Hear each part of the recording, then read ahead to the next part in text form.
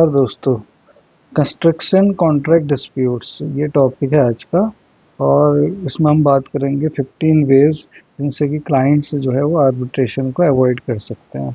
तो दोस्तों, जो कंस्ट्रक्शन कॉन्ट्रैक्ट्स होते हैं उसमें डिस्प्यूट्स अनअवॉइडेबल हो जाते हैं कई बार, क्योंकि बहुत सारे इश्यूज होते हैं। तो हम जो है इसमें आज इस वाले जो वीडियो है इसमें ये बात करेंगे कि वो कंस्ट्रक्शन कॉन्ट्रैक्ट्स होते हैं उसमें जो डिस्प्यूट्स है या आर्बिट्रेशन है उसको हम कैसे अवॉइड कर सकते हैं। तो इसमें पहली बात तो ये है कि आर्बिट्रेशन क्या होता है कंस्ट्रक्शन कॉन्ट्रैक्ट्स में, इसके बारे में बात करते हैं। Arbitration is a private dispute process dispute resolution process in which parties submit their dispute to an independent arbitrator or panel or arbitrators instead of going to court। मतलब आप अपने जो झगड़े हैं उनको किसी इंडिपेंडेंट आर्बिट्रेटर के पास ले जाते हैं सुलझाने के लिए, और नहीं ना कि आप किसी कोर्ट को अप्रोच करते हैं। ठीक है। इसमें जो मोस्ट कंस्ट्रक्शन कॉन्ट्रैक्ट्स होते हैं उसमें आर्बिट्रेशन क्लॉजेज होती हैं, और वो क्या स्पेसिफाई करती हैं, when arbitration can be initiated the arbitration institution. ठीक है। एप्लीकेबल लॉज क्या होंगे, लोकेशन आर्बिट्रेशन की क्या होगी, नंबर ऑफ आर्बिट्रेटर्स कितने होंगे, और प्रोसीजर्स फॉर डिस्प्यूट रिजोल्यूशन क्या होंगे। ठीक है। Or once parties agree to arbitration, courts generally enforce that agreement and required disputes to be resolved through arbitration। मतलब आप पहले arbitration में अपने जो disputes हैं उनको सुलझाएंगे, ना कि आप डायरेक्टली कोर्ट में जाएंगे। और अगर आप कोर्ट में भी जाते हैं तो कोर्ट यही कहेगा कि पहले आप आर्बिट्रेटर के पास जाइए। तो पहली बात तो है कि क्लाइंट्स जो है कंस्ट्रक्शन कॉन्ट्रैक्ट्स में आर्बिट्रेशन को अवॉइड क्यों करते हैं। देखिए, उसके बहुत रीज़न है। एक तो हाई कॉस्ट होती है इसमें। हाई कॉस्ट मतलब आर्बिट्रेशन में इन्वॉल्व आर्बिट्रेटर फीस। ठीक है। आर्बिट्रेटर की अच्छी खासी फीस होती है, और वो आपका जो अवार्ड है उसकी परसेंटेज के रूप में होती है। और दूसरा है एडमिनिस्ट्रेटिव फीस, लीगल एक्सपेंसेस होंगे, आप कोई लॉयर रखेंगे, एक्सपर्ट विटनेस कॉस्ट भी होती हैं इसमें। तो ये जो कॉस्ट हैं दीज आर सब्सटेंशियल कॉस्ट। तो जो क्लाइंट्स होते हैं या जो भी पार्टीज होती हैं, they generally want to avoid arbitration. पहला रीज़न तो हाई कॉस्ट था। दूसरा है लिमिटेड अपील राइट्स। अब इसमें क्या है, arbitration awards are usually final and binding. तो मान लीजिए एक बार आर्बिट्रेशन अवार्ड हो गया तो फाइनल और बाइंडिंग होता है ये। Even if a party believes the arbitrator made an error, overturning the award is often difficult. इसीलिए वो चाहती हैं कि एक बार जो है मतलब आर्बिट्रेशन अगर हो जाएगा तो फिर वो अवार्ड को वापस ओवरटर्न करना डिफ़िकल्ट होता है। तीसरा टाइम कंजम्पशन, क्योंकि इसमें बहुत टाइम लगता है।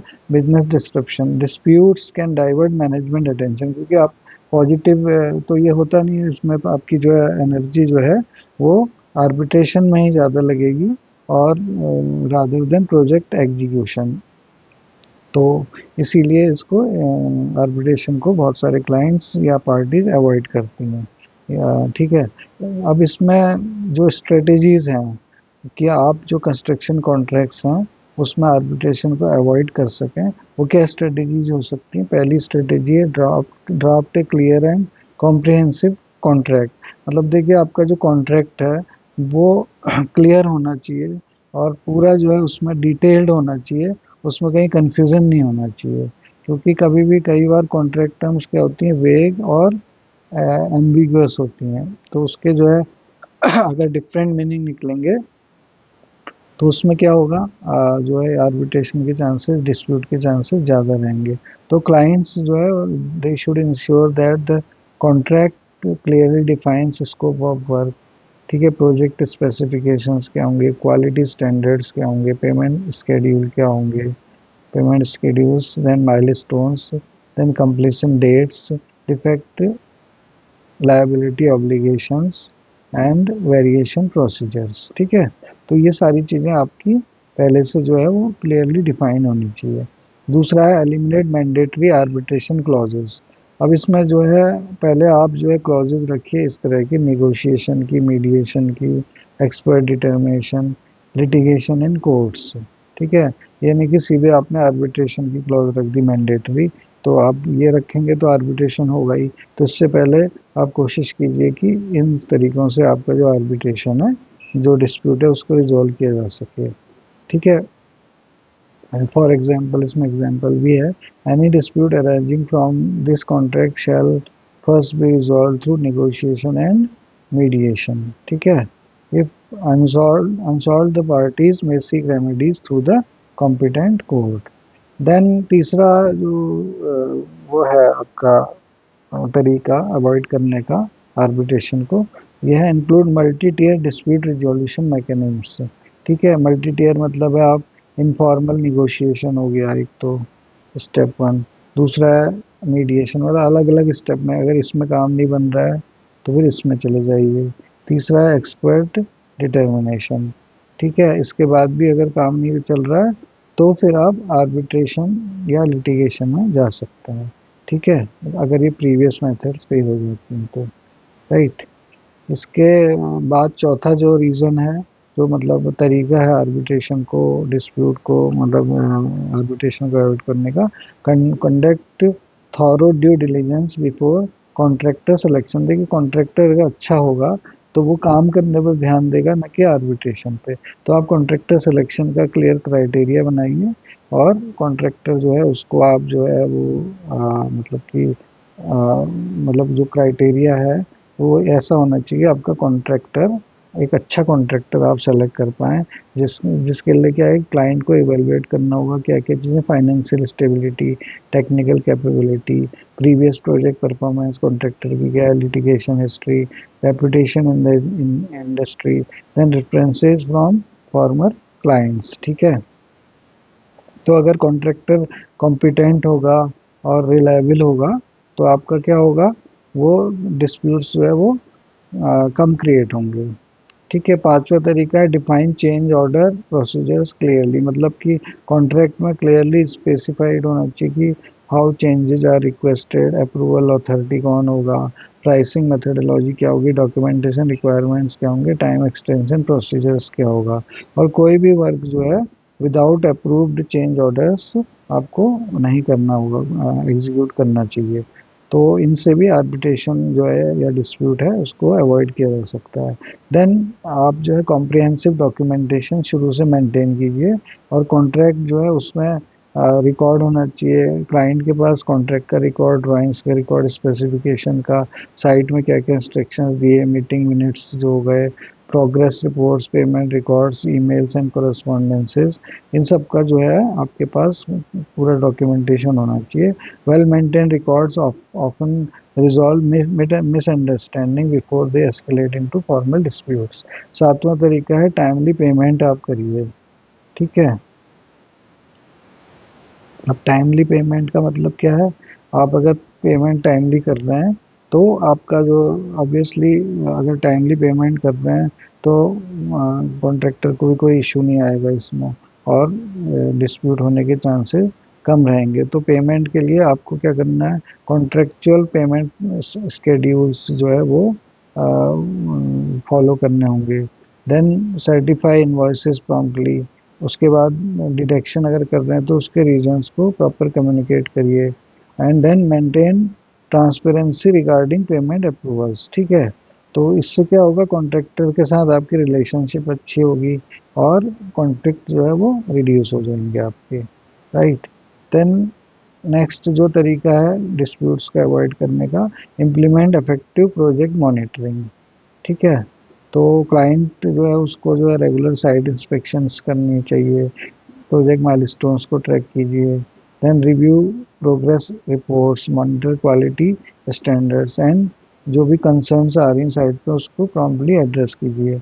और डिस्प्यूट रिव्यू बोर्ड्स को आपको यूज़ करना चाहिए, क्योंकि बहुत सारे इंफ्रास्ट्रक्चर जो कॉन्ट्रैक्ट्स होते हैं या कंस्ट्रक्शन प्रोजेक्ट्स होते हैं उसमें डिस्प्यूट रिव्यू बोर्ड्स होते हैं, जो टाइम टू टाइम जो है वो क्या करते हैं, उसमें जो है इंडिपेंडेंट एक्सपर्ट्स होते हैं जो कि प्रोजेक्ट एग्जीक्यूशन के टाइम पर मॉनिटरिंग करते हैं और टाइम टू टाइम मीटिंग करते हैं। और उनका जो रोल होता है वो क्या होता है, रिव्यूइंग इमर्जिंग डिस्प्यूट्स, उनको पहले ही जो है डिस्प्यूट्स को रिव्यू करना और रिजॉल्व करना, और रिकमेंडेशन देना और सेटलमेंट्स को फैसिलिटेट करना। ठीक है। तो डीआरबी के लेवल पर ही बहुत सारे डिस्प्यूट्स रिजॉल्व हो जाते हैं। देन 10th जो मेथड है टू अवॉइड आर्बिट्रेशन, वो क्या है, engage experienced contract administrators. Contract administrators जो है वो क्या करते हैं, कॉन्ट्रैक्ट को एडमिनिस्ट्रेट करते हैं। तो वो हेल्प करते हैं कॉन्ट्रैक्ट कंप्लाइंसेज में, टाइमली नोटिसेस देने में, प्रॉपर डॉक्यूमेंटेशन में, चेंज मैनेजमेंट में एंड रिस्क मिटिगेशन में।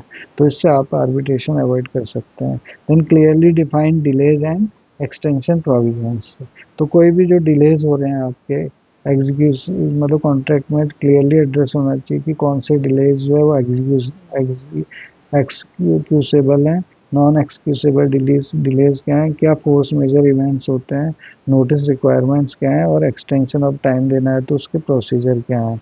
तो अगर इसमें क्लियरिटी होगी तो कोई भी disagreement during the project execution नहीं होंगे और डिस्प्यूट होने के चांसेस कम रहेंगे। Then resolve issues immediately. अब कोई भी जो इश्यूज आते हैं उसको आपको जो है इमीडिएटली रिजॉल्व करना है। और कोई भी माइनर डिसएग्रीमेंट्स है regarding work quality, payments, variations, scheduling, उसको आपको इमीडिएटली एड्रेस करना चाहिए। Then you use mediation as a mandatory first step. तो पहले भी ये बात हो चुकी, मीडिएशन जो है वो जो है आर्बिट्रेशन से लेस एडवर्सरियल होता है। तो इसमें किसके जो बेनिफिट होते हैं, एक तो वो कॉस्ट लोअर होती है, इसकी फास्टर रिजोल्यूशन होता है, कॉन्फिडेंशियलिटी होती है, and preservation of business relationships. तो इसके जो बेनिफिट्स हैं, तो आप पहले मीडिएशन में जाएंगे अगर, और मीडिएशन से आप जो है कोशिश करेंगे डिस्प्यूट रिजोल्व करने की, तो आर्बिट्रेशन अवॉइड कर सकते हैं। ठीक है। Then allocate risk fairly. अब इसमें जो है आप ये नहीं कि कॉन्ट्रैक्टर पर ही सारी चीज़ें लाद दें, और कॉन्ट्रैक्टर को अनरीजनेबल रिस्क जो है वो इम्पोज ना करें। जैसे कि आप अनलिमिटेड लायबिलिटी, अनरियलिस्टिक टाइमलाइन, जैसा नहीं कि कोई काम 1 साल में होना है, आप कहें कि 6 महीने में ही कॉन्ट्रैक्टर उसको टाइमलाइन रख दें कि कॉन्ट्रैक्टर को पूरा करना है।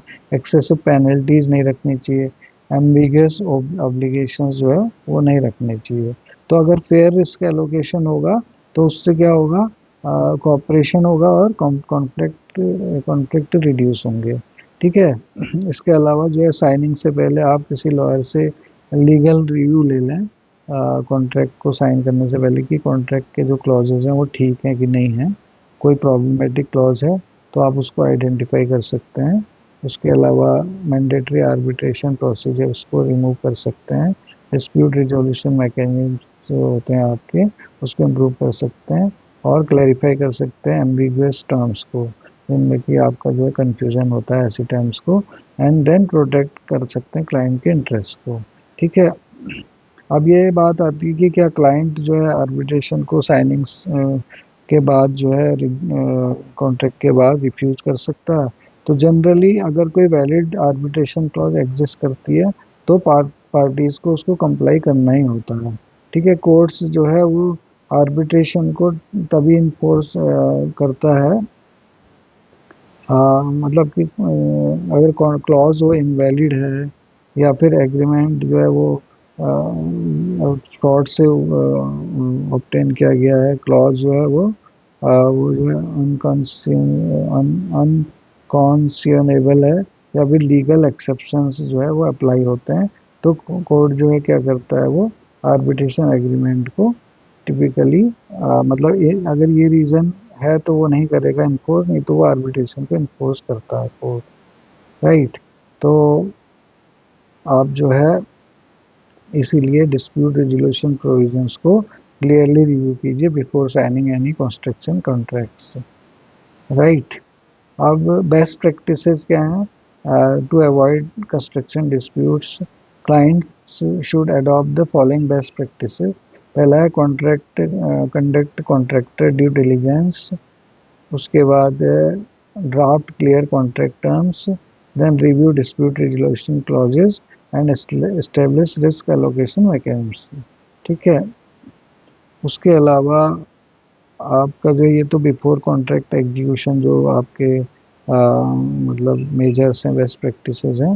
ड्यूरिंग कंस्ट्रक्शन आप क्या कर सकते हैं, जो पहले भी बात हुई, You maintain documentation, monitor project progress, approve variations promptly and communicate regularly. ठीक है। और कोई भी इशू अगर अराइज करता है तो आप उस कंसर्न को एड्रेस कीजिए इमीडिएटली। उसके अलावा निगोशिएशंस को इनिशिएट कीजिए, मीडिएशन को यूज़ कीजिए एंड टेक्निकल एक्सपर्ट्स को एंगेज करना ज़रूरी है। तो हम ये कंक्लूड कर सकते हैं कि arbitration can be costly, time consuming and disruptive for construction project owners. ठीक है। और की लाइन इन प्रिवेंटिंग की lies in preventing disputes before they arise, मतलब पहले ही जो है डिस्प्यूट्स को अराइज होने से पहले ही आप प्रिवेंट कर लें। तो अगर क्लियर कॉन्ट्रैक्ट्स होंगे, प्रॉपर डॉक्यूमेंटेशन होगा, फेयर रिस्क एलोकेशन होगा, प्रॉम्प्ट कम्युनिकेशन होगा, multi tier dispute resolution mechanism होगी, तो आपके जो रिजॉल्व हैं वो आपके जो भी डिसएग्रीमेंट है they will be resolved at an early stage. ठीक है। By emphasizing negotiation, mediation and collaborative problem solving, construction project owners can protect their investment while maintaining productive relationships with contractors। ठीक है। सो अल्टीमेटली जो भी successful construction projects होते हैं उसमें are not those that win arbitration proceedings but those that avoid disputes altogether. दोस्तों आज हमने इसके बारे में बात की क्योंकि ये बहुत ही एक इम्पॉर्टेंट टॉपिक होता है। कंस्ट्रक्शन कॉन्ट्रैक्ट में डिस्प्यूट्स होते ही हैं जो कि ultimately they lead to arbitration, तो उनको कैसे अवॉइड कर सकते हैं। और दोस्तों मेरा ब्लॉग जो है वो मैनेजमेंट एंथुसियास्ट है, तो आप इसमें जा कर के management-enthusiast.com इसमें जा कर के आप जो है इसके बहुत सारे जो कॉन्ट्रैक्ट मैनेजमेंट है, प्रोजेक्ट मैनेजमेंट है, बिजनेस के भी जो फंडामेंटल्स हैं, और उसके अलावा सप्लाई चेन मैनेजमेंट है, प्रोक्योरमेंट है, इन सब चीज़ों के बारे में आप और अधिक जानकारी ले सकते हैं। तो मिलेंगे अगले वीडियो में अगले टॉपिक के साथ। आज के लिए बस इतना ही। नमस्कार।